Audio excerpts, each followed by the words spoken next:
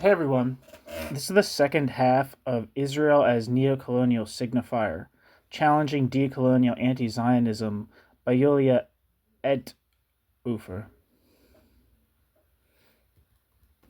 This isn't actually part two of the piece. I'm just kind of arbitrarily cutting it half because the first video was getting a bit long.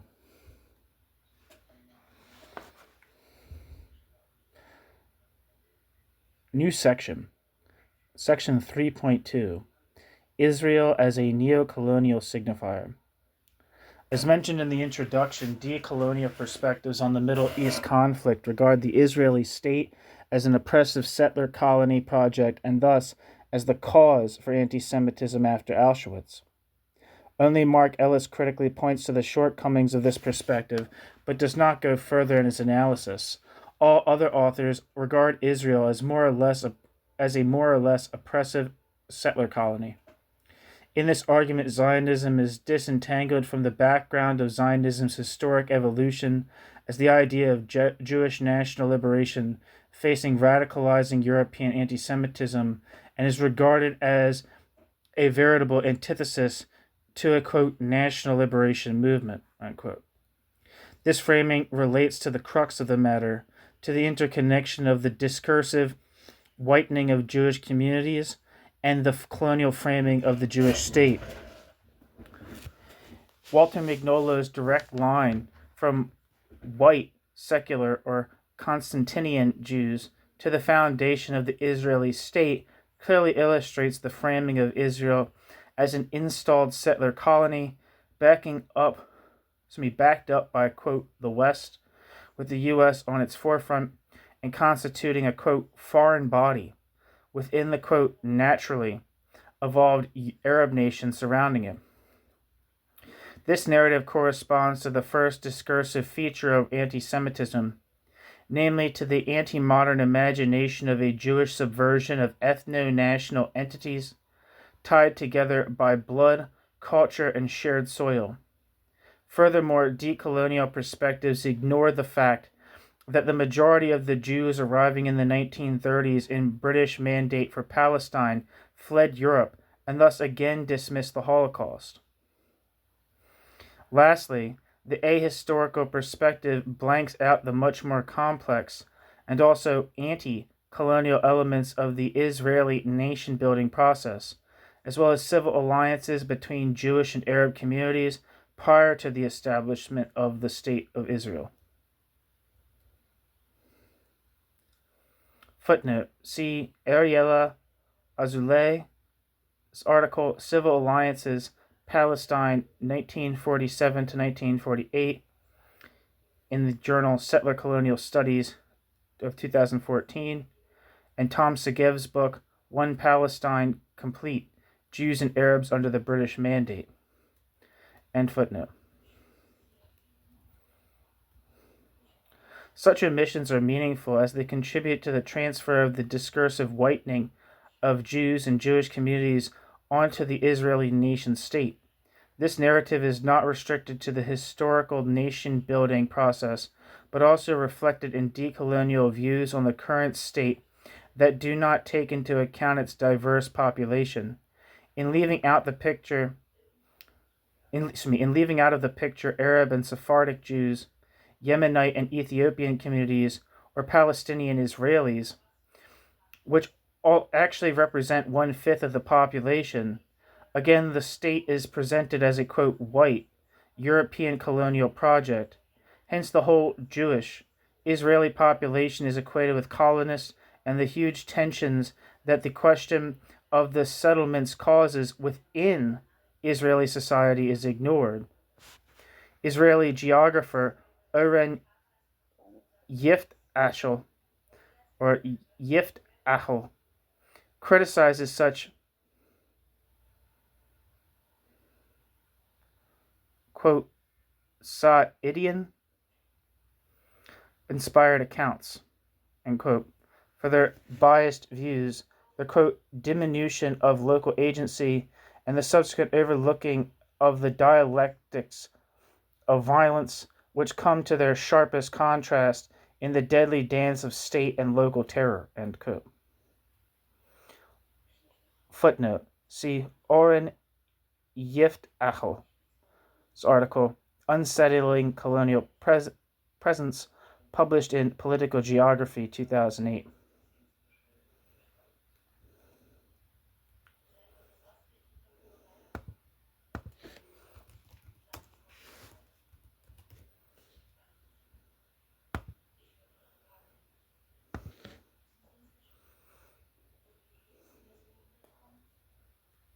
Wikipedia says Oren Yiftachel, or Yiftachel, born 1956, is an Israeli professor of political and legal geography, urban studies, and urban planning at Ben-Gurion University of Negev in Beersheba.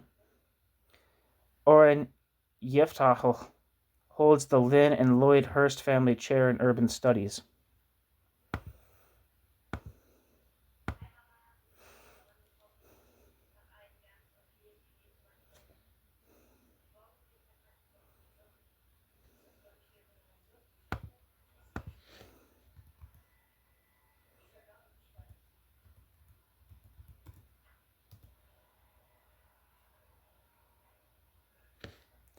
Okay, I think that's referring. When I typed in Saidian, that means Saidian, is what it's supposed to say. Israeli geographer Oren Yiftachel criticizes such, quote, Saidian-inspired accounts for their biased views, the, quote, diminution of local agency, and the subsequent overlooking of the dialectics of violence which come to their sharpest contrast in the deadly dance of state and local terror, end quote. Here again, the omission is not coincidental, but a systematic feature of de-colonial accounts. Israel is portrayed as colonial apartheid state, as a colonial apartheid state on de-colonial accounts. I misread that. Here again, the omission is not coincidental, but a systematic feature of de-colonial accounts. Israel is portrayed as a colonial apartheid state, and the Palestinians as subaltern victims.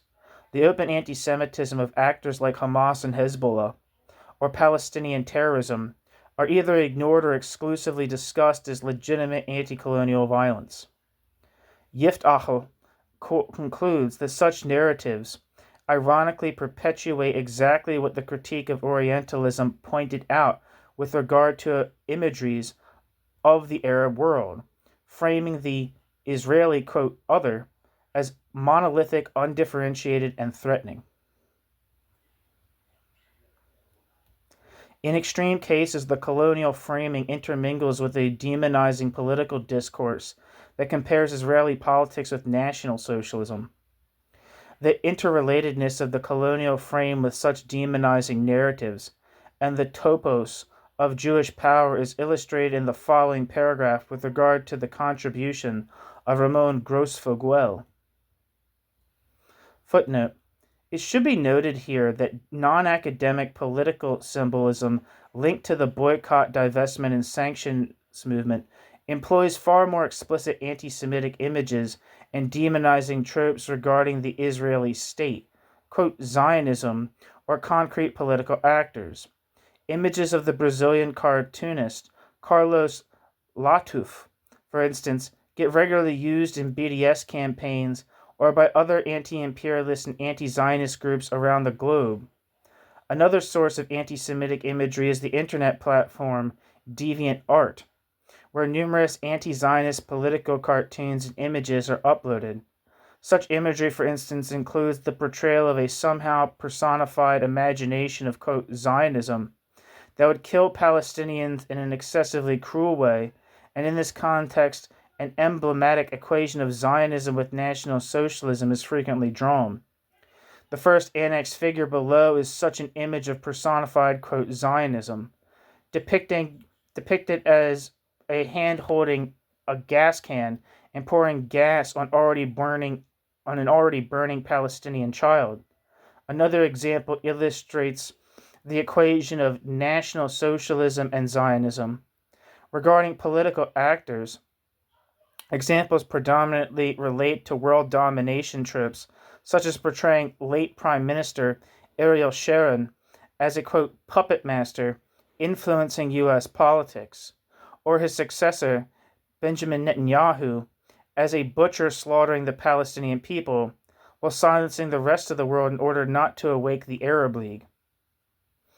Extreme examples also include direct NS linkages, National Socialism linkages, such as a portrayal of Ariel Sharon as a member of the SS. For all caricatures, see the appendix. End footnote.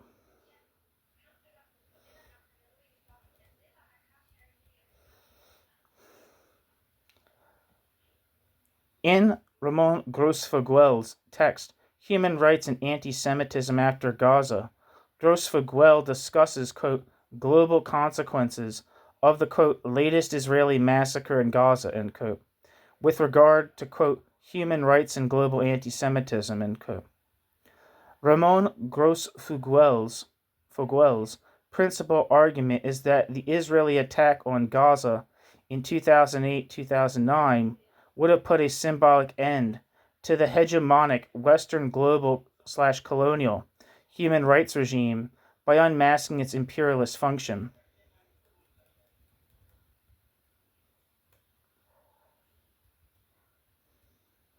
First, the military intervention in Gaza was, quote, the most visible example of the colonial consequences of the, quote, war against terrorism used today as the main mechanism of state terrorism around the world to fight liberation movements.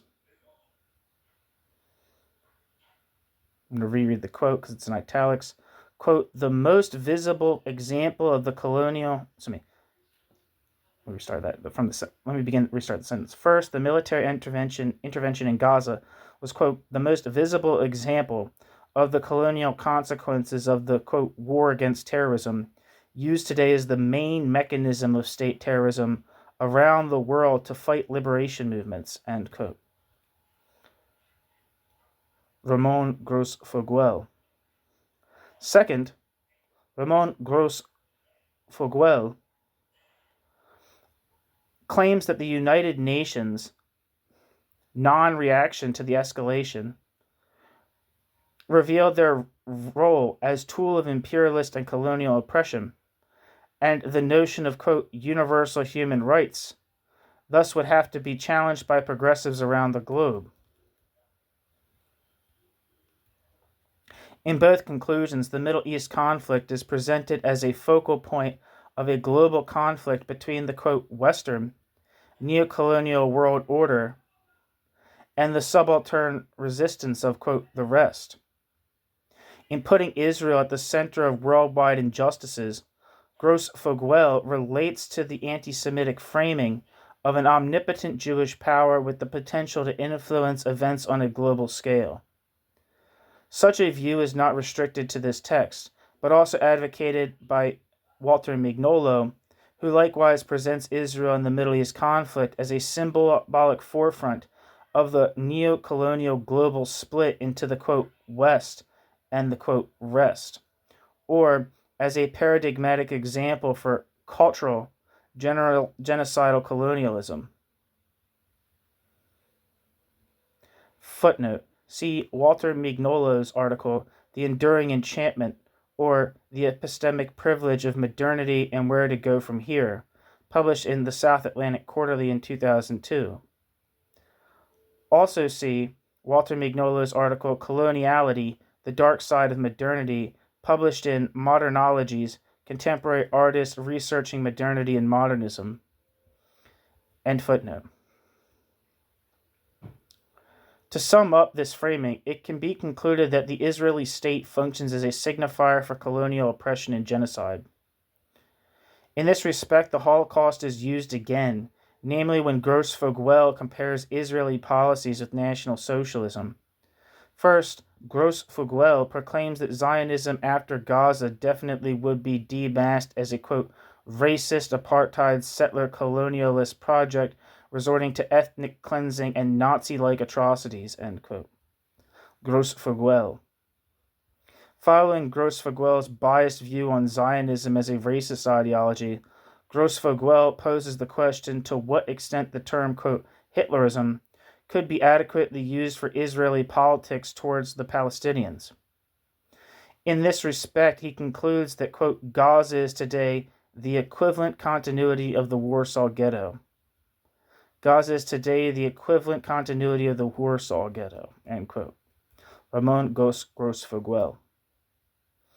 Such statements are not only historically wrong and highly problematic, they also delegitimize the Israeli state on a symbolic level.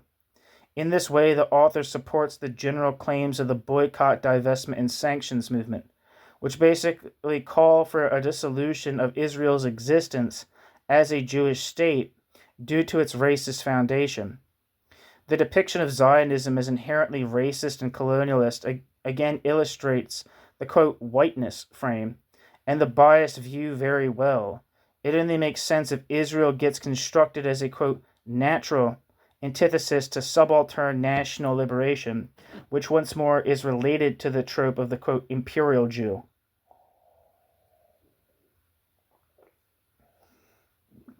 In the words of conflict researcher Herbert Kellman, such a framing is thus not only illegitimate, but also anti-Semitic.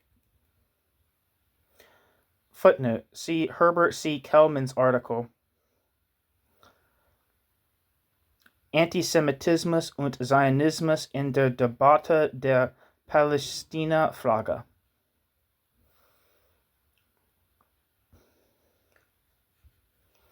Let's see who Herbert C. Kellman is. End footnote. Let's see who Herbert C. Kellman is.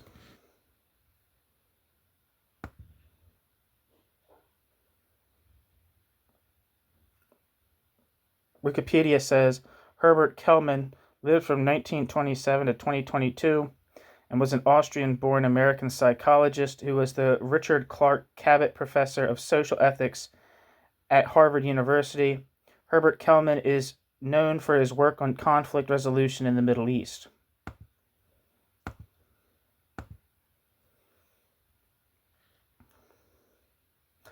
Back to the text. The last discursive feature of the colonial frame regards the ascription of power and influence embodied in the trope of the, quote, Israel lobby.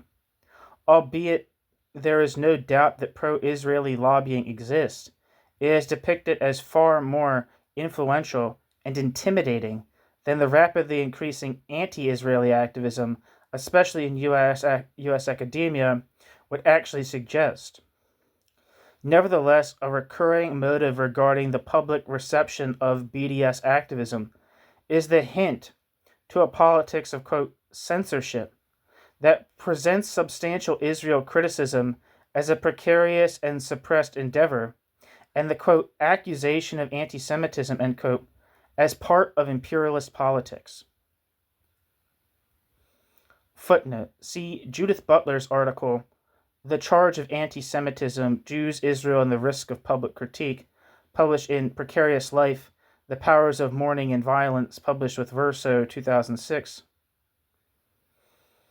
And Jasbir Puar's article, Citation and Censorship, The Politics of Talking About the Sexual Politics of Israel, published in Feminist Legal Studies in 2011. End footnote.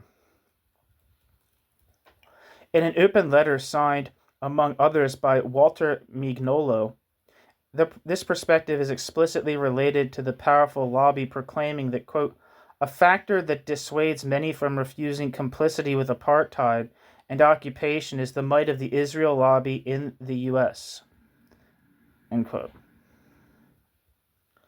Along with the colonial framing, Israel criticism thus develops into a matter for brave and truly insurgent and somehow, quote, subaltern activists, whereas the other camp cowardly abstains and thus acts in complicity with the neo-colonial world order.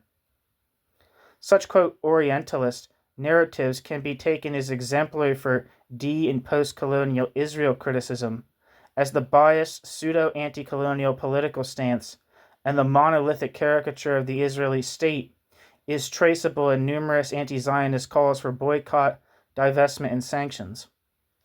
Almost every call functions according to such patterns. artists, scholars, and activists are called on to stand on, quote, the right side of history and, quote, end, quote, Israeli apartheid and fight the, quote, ongoing genocide of the Palestinian people. Footnote. For exemplary calls, see, and then there's a bunch of links. See, for instance, the call PACBI, or salutes all people of conscience who have recently adopted BDS, accelerate the boycott, end Israeli colonialism and genocidal aggression, published in August 2014. In this somewhat simple equation, Islamist political groups such as Hamas and Hezbollah are correspondingly portrayed as anti-imperial national liberation movements. Most prominent in this context is a statement by queer theorist and BDS activist Judith Butler made at Berkeley University during a, quote, teach-in against the war in March 2008. The teach-in was organized as a reaction to the 2006 Israel-Hezbollah war and discussed BDS's political strategy.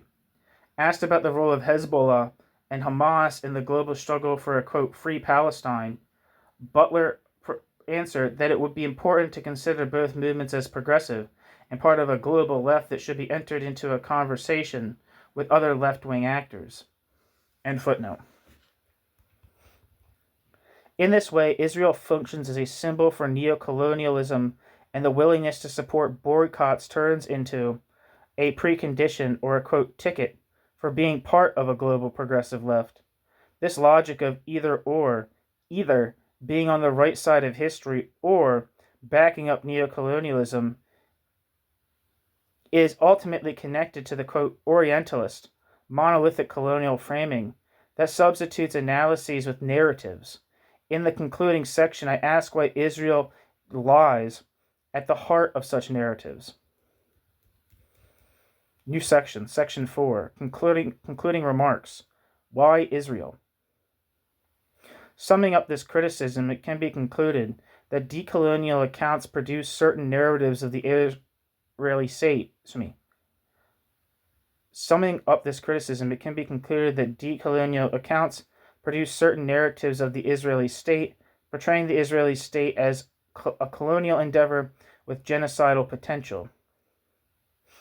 Thereby, the Holocaust is used for two interrelated arguments. On the one hand, the Holocaust is portrayed to lead to the dismissal of colonial racism and their post-colonial continuities. On the other hand, comparisons with National Socialism serve as demonization of Israel as genocidal settler colony. The colonial framing of Israel not only lacks empirical grounding, but also reveals the discursive function of the discussion about the Middle East conflict in Israel. The key question in this regard is why? Why does the Israeli nation-building process and the state get framed in such a different way in any other nation? Than any other nation. Let me repeat that sentence, I fucked it up. The key question in this regard is why does the Israeli nation-building process and the state get framed in such a different way to any other nation? Why, as David Hirsch remarks, is only the analysis of one kind of racism excluded from anti-racist discourse, namely anti-Semitism, that takes the form of Israel criticism? Footnote. See David Hirsch's article, Hostility to Israel and Anti-Semitism, published in Journal for the Study of Anti-Semitism. And footnote. One answer would relate this to Israel's function as a subcultural code or signifier of neo-colonialism, a framing that is ultimately connected to the blurring of anti-Zionism and anti-Semitism.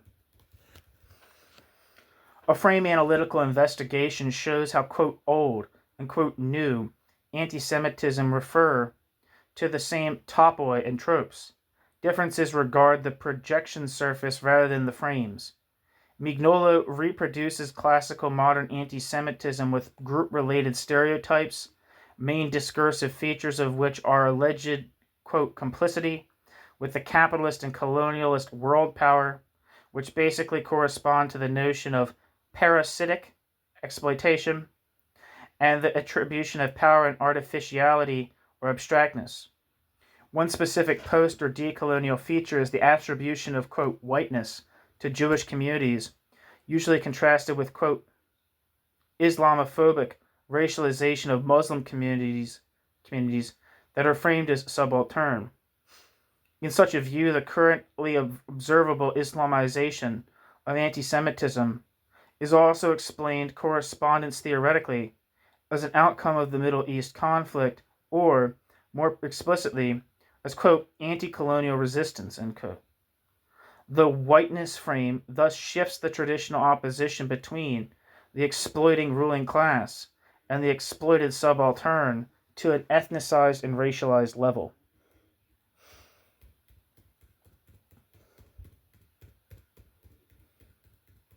Pertaining to the attribution of whiteness is the colonial framing of the Israeli state.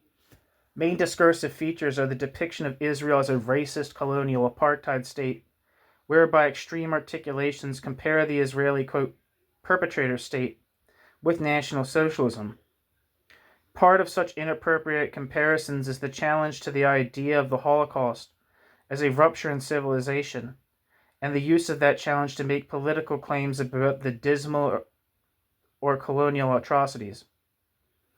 A look at European remembrance culture shows that such competitions are indeed connected to the ongoing suppression of the remembrance of colonialism, while the Holocaust in the second half of the 20th century gradually turned into a signifier for a unified Europe that has come to terms with its genocidal past. Victorious colonial powers, especially, such as France, framed themselves as liberators from fascism and National Socialism, while contemporaneously suppressing Maghrebian anti-colonial movements after World War II.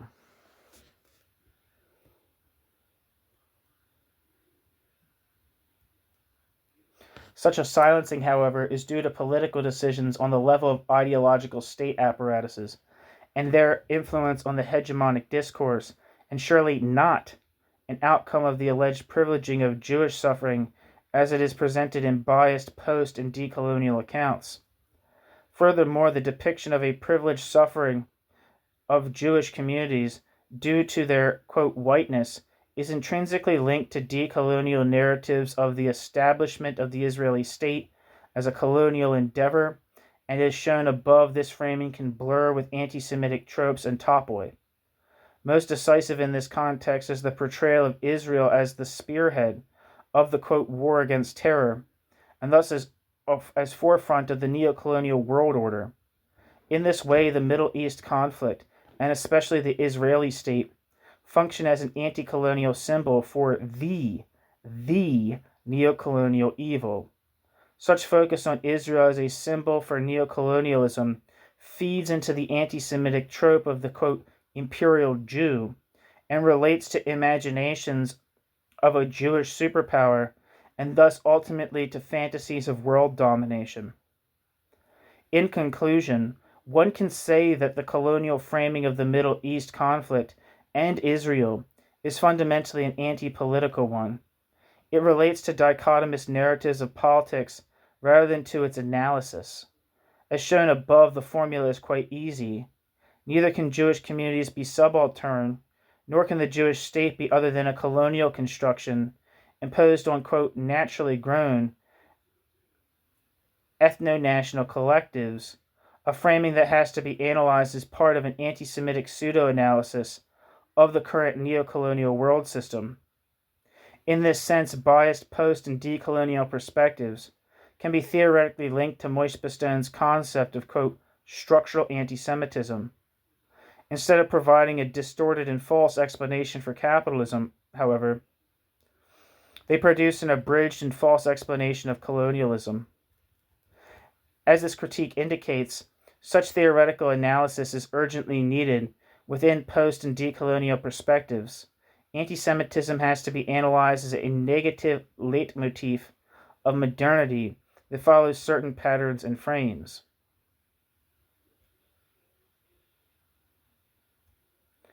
Such a frame analytical view clearly shows that both the discursive, quote, whitening of Jewish communities and the imperial role of the Israeli state are relatively new, post-Holocaust features of structural anti-Semitism.